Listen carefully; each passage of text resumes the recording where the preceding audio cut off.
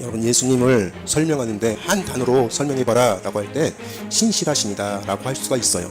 만약에 신실하지 않은 예수일 때는 우리의 구원도 없는 겁니다. 사람은 신실할 수가 없습니다. 제가 무료급 축소를 이끌어가고 목회를 하는데 말 내뱉은 거에 대해서 책임을 거의 대부분 지려고 노력하지만 필요한 듯 지지 못할 때가 있어요. 제가 어떤 이야기를 했을 때 그 이야기에 대한 책임을 끝까지 질 수 없는 형편과 환경이 도래할 수도 있어요.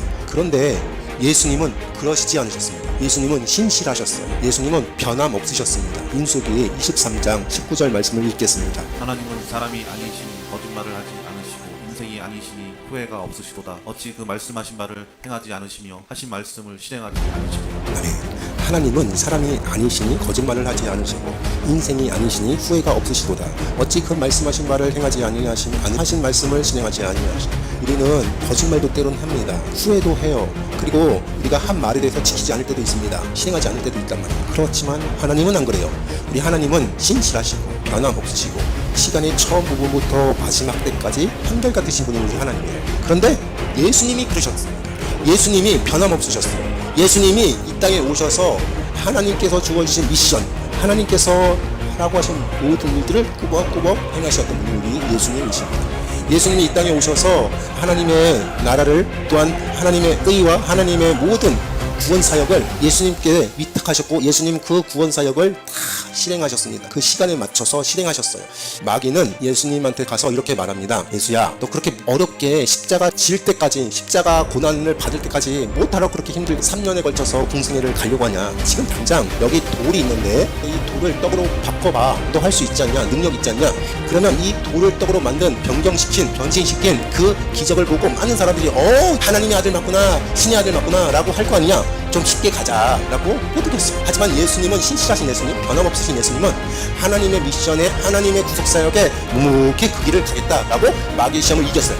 그뿐만 아닙니다. 저 성경 꼭대기에서 한번 내려보아라. 그냥 떨어져 가. 그러면 천사들이 받들어서 너 다치지 않을 거야. 그 모습을 본 사람들이 너를 하나님의 메시아로 여기지 않겠냐. 그러면서 자꾸 시험을 주었습니다. 그렇지만 신실하신 하나님의 아들 예수 그리스도께서 이 시험을 이겨내셨습니다. 우리는 예수님을 따라가는 예수님의 제자로서 예수님의 성품 중에 하나인 신실함을 본받아야 되고 애써야 되고 따라가야 되는 줄 믿습니다. 우리 다 신실합시다. 변함 없으십시다. 아멘이죠.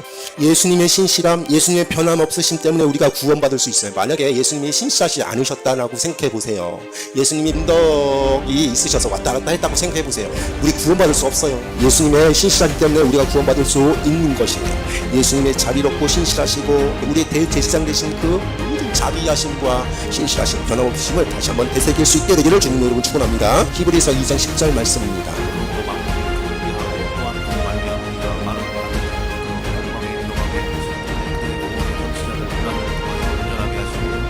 아멘.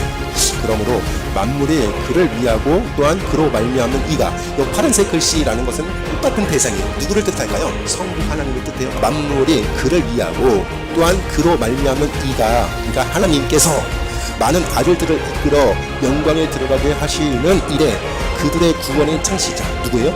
예수님이세요.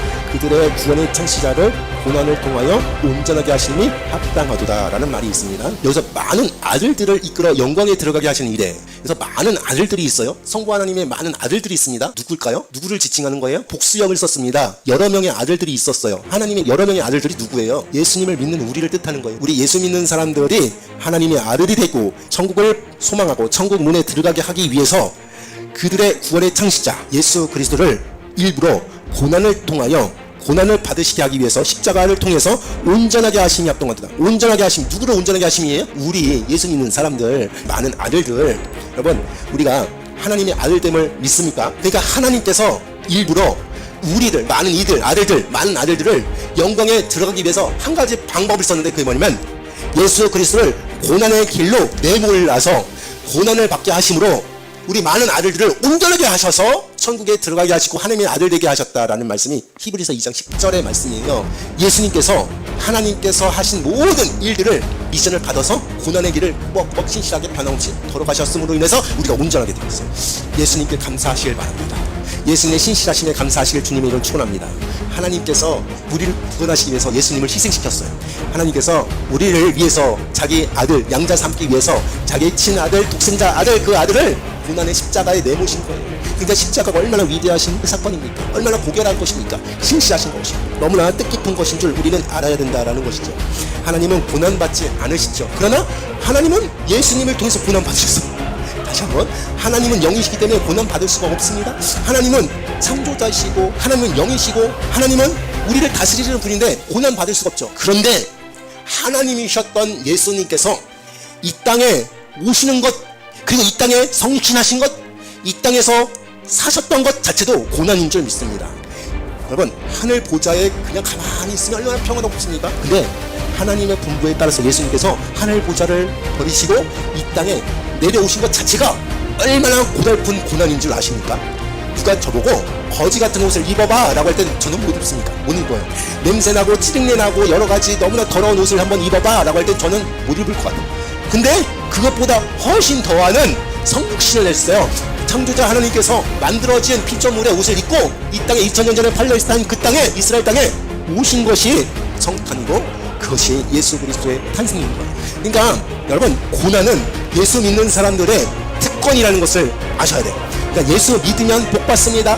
예수 믿으면 다 잘 될 겁니다 라는 우리의 설교도 중요하지만, 그런 설교도 들어야 되지만, 예수 믿으면 하나님께서 예수 그리스도를 통해서 행하신 고난의 길을 가는 하나님의 자녀들은 예수 믿으면 고난도 따릅니다, 피해도 옵니다, 손해도 봅니다 라는 설교도 들어야 되는 줄 믿습니다. 두 가지 설교를 다 들어야 돼요. 예수 믿으면 천국 가고 복 받고 은혜 받고 삶이 풍족합니다 라는 설교도 중요하지만, 또 한 가지 예수 믿으면 고난이 오고 손해가 오고 여러 가지 핍박이 오고 우겨싸움이 옵니다 라는 것도 우리가 알아야 되는 설교의 주제인 줄 믿습니다. 예수님은 이 땅에 죽으러 오셨어요. 예수님이 이 땅에 하나님의 명령을 순종하기 위해서 오셨습니다. 예수님이 이 땅에 오지 않아도 되는 것을 오게 된 거예요. 고난 자체인 것이, 이 땅에 오신 것 자체가 고난이에요. 또 하나, 예수님이 정말 특별한 것이 있습니다. 히브리서 2장 11절 말씀 읽겠습니다. 시작.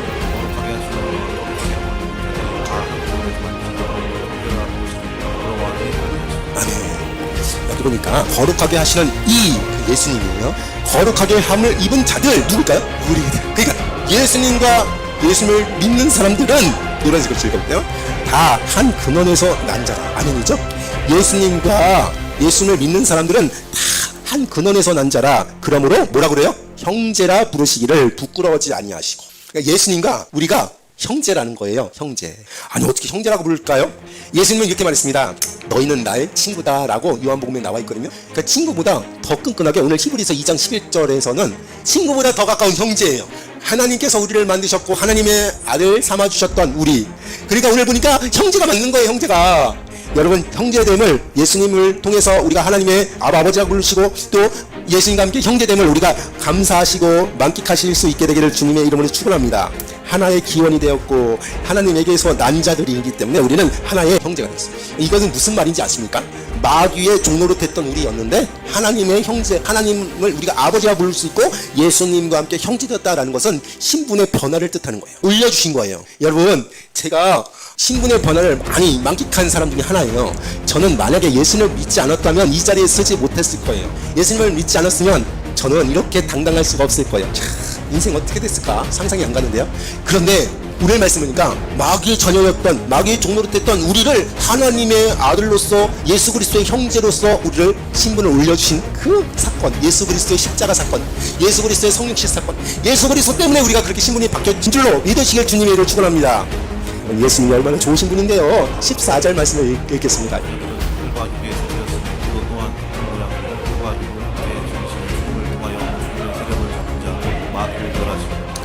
자녀들은 혈과 육에 속하였으니, 여기서 자녀들이라고 그랬잖아요. 그러니까 복수형이죠. 예수 믿는 사람들을 뜻하는 거예요. 자녀들은 혈과 육에 속하였다라는 거예요. 그러니까 사람이다라는 거예요. 인간이었다라는 거예요. 신이 아니었다라는 것이죠.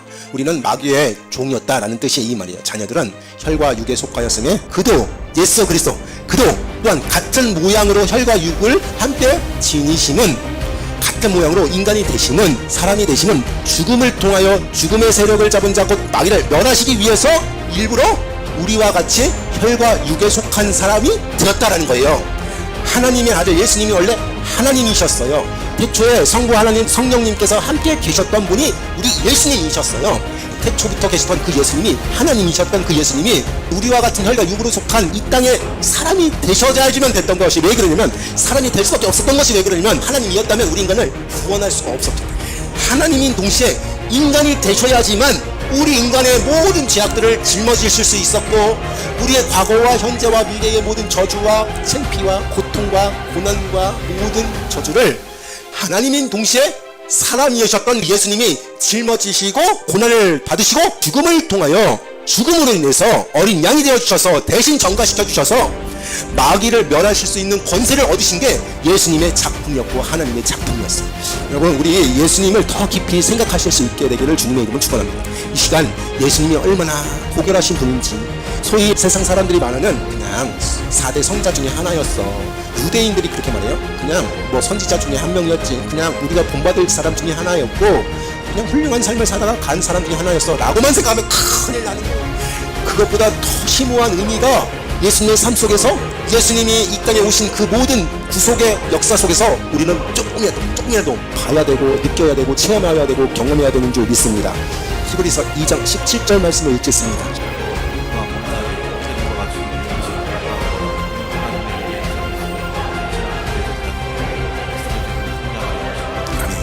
그러므로 그가, 예수 그리스도가 범사의 형제들과 같이 되심이 마땅하도다. 우리 사람이 되신 게 마땅하도다. 이는 하나님의 일에 자비롭고 또 뭐예요? 신실한 대제사장이 되어 백성의 죄를 속량하려 하십니다. 신실하신 예수님, 변함없으신 예수님, 하나님의 의를 굳굳이 걸어갔던 예수님, 순종했던 예수님, 어린 양이 되어 주셔서 우리의 죄를 다 짊어지시고 말없이 순진한 양이 되어 주셔서 십자가의 모든 대사역을 담당하셨던 예수님께서 우리 백성의 죄를 속량하심이 마땅한 거예요. 마지막이에요. 18절 말씀 읽겠습니다. 그가 시험을 받아 고난을 당하셨으니 시험 받는 자들을 용히 도우실 수 있느니라. 아멘. 그가, 예수 그리스도, 그가 시험을 받아 고난을 당하셨은즉, 그 시험은 뭘까요? 십자가의 고난이 시험이에요. 더 포괄적으로 말하면 예수님이 하늘보좌에서 이 땅에 내려오신 것 자체가 고난이에요. 그쵸? 안 와도 되잖아요. 하나님 나 안 갈 거예요. 그래도 되잖아요. 아니 생각해보세요. 옛날에 왕이 있다고 생각해볼게요. 궁궐에서만 지내도 되는 거였잖아요. 근데 어느 날 갑자기 그 왕이 자기 아들 보고 너 저 빈민가에 가라, 저 빈민가에 가서 살아라 라고 하면 어떤 왕이 갑니까? 근데 그 가는 것 자체도 얼마나 대단한 순종이고, 얼마나 대단한 헌신이고, 얼마나 대단한 고결한 헌신이고 고난이고 고통이겠습니까? 이 말씀 보니까 시험을 받아 고난을 당하였은즉 시험 받는 자들을 능히 뭐라 그래요? 도우실 수 있느니라 라고 쓰여져 있죠. 도울 것이다, 그렇게 말하지 않았어요. 내가 시험 받는 자들을 능히 도왔다, 도울 수 있다 라고 하지 않고 뭐라고 써있냐면 도우실 수 있느니라. 도우실 수도 있고 안 도와줄 수도 있다는 거예요. 뭐지? 이게 뭐예요? 희한해요. 시험 받는 자들을 능히 도왔다, 돕겠다, 도울 것이다, 그게 아니라 도우실 수 있느냐, 도울 수도 있고 안 도울 수도 있다는 거예요. 믿음이라는 것은, 여러분 잘 들어보세요, 우리가 천국 가는 것, 구원받는 것은 하나님께서 우리에게 은혜를 내려주시고 손을 쫙 펴서 손을 잡아라 라고 하고 있어요. 근데 우리가 하나님의 손을 뿌리치면 아무리 하나님께서 손을 내밀어도 구원받을 수가 없어요. 예수님께서 고결하고 성실하고 신실하시게 변함없이되 그 모든 구원의 사역을, 대사명을 다 이루었는데, 이 모든 구원의 사명을 다 이루었고 우리에게 선물로 주는데, 하나님께서 다 계획하시고 하나님께서 다 섭리하셨는데, 내가 나 하나님 안 믿을 거예요. 나 일부러 안 믿을 거예요. 나 말 안 할 거예요. 안 믿어. 안 해 라고 하면 아무리 하나님이라도 도울 수가 없어요. 여러분 이 시간에 어떻게 하실 거예요? 물어봅니다. 여러분 하나님의 구원의 손길을 잡으시겠습니까? 팽개치시겠습니까? 여러분 하나님의 구원 사역에 있어서 동참하시겠습니까? 아니면 걷어차시겠습니까? 여러분 어떻게 하실 거예요? 제가 여러분에게 물어보는 거예요. 지금 결단하셔야 된다는 것입니다. 너무나 완악한 마음을 가진 사람들이 오늘 변화되길 주님의 이름으로 축원합니다. 하나님께서 우리에게 너무나 큰 사명을, 큰 역사를 이루어 놓으셨는데, 그리고 하나님께서 하나님의 나라에, 천국에 여러분의 갈 집을, 여러분의 갈 그곳을 만들어 놓고 예배 주시고 계셨고, 구원받을 능력, 구원받을 모든 방법도 만들어 주셨고, 그리고 지금 예수님이 다 준비해 놨는데 우리는 여기서 숟가락 하나만 딱 올려놓으면 되는데, 그 숟가락 하나 올려놓은 게 내 마음에 예수 그리스도를 모시는 거예요. 여러분 마음에 예수 그리스도를 모시길 주님의 이름으로 축원합니다. 그 말이 이 말이에요. 그가 시험을 받아 고난을 당하셨은즉 시험 받는 자들이 능히 도우실 수 있는가, 그 도움을 받게 되기를 주님의 이름으로 축원합니다. 특별히 우리 더 열린 교회 성도들은 예수 그리스도를 마음속에 늘 모시고 천국 가는 그날까지 모시고 그 마음 변치 않고 하나님의 나라에 입성해서 저 천국에서 같이 만날 날을 다시 한번 되새길 수 있게 되기를 주님의 이름으로 축원합니다. 제가 집사님께 물어볼 거예요. 그럼 아멘 하시면 됩니다. 답을 다 알려드렸습니다. 집사님 지금 죽으면 천국 갑니까? 아멘. 천국 못 가면 어떡하죠? 갈 수 있으면 그래야죠. 갑니다. 지금 예수님이 어디 계십니까? 내 마음에 있어요. 아멘입니까? 내 마음에 있어요. 왜요? 내가 예수님을 믿고 내가 예수님을 영접했고 내가 예수님을 모셨으니까 내 마음에 있는 거예요. 다시 나갈까요? 안 나갈까요? 예수님이 내 마음에 들어왔는데 다시 나갈까요? 안 나갈까요? 안 나가요. 왜요? 다 공부했잖아요. 신실하신 하나님이기 때문에, 변함없는 하나님이기 때문에 내 속에 들어온 이상 다시는 나가지 않는 분이에요. 그럼 구원받은 걸 축하드립니다. 천국에서 다시 만날 거를 너무나 감사합니다.